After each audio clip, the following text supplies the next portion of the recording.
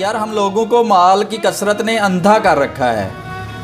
انسان کہتا ہے کہ میرا مال اور میرا مال، مگر اپنے مال میں سے جو تم نے کھایا وہ ختم ہو جائے گا، جو پہنا وہ پرانا ہو جائے گا، اور جو اللہ کی راہ میں خرچ کیا وہی باقی رہے گا۔ بس یہی حقیقت ہے۔ اگر میرا ضمیر اور نیت صاف ہے، اگر میرا ضمیر اور نیت صاف ہے تو اس بات سے کوئی فرق نہیں پڑتا کہ کوئی مجھے اچھا کہے یا برا۔ میں اپنی نیت سے جانچا جاؤں گا، لوگوں کی سوچ سے نہیں۔ شخص بن کر نہیں، شخصیت بن کر جیو، کیونکہ شخص تو ایک نہ ایک دن مر جاتا ہے، لیکن شخصیت ہمیشہ زندہ رہتی ہے۔ حیا کی سیڑھی سے اگر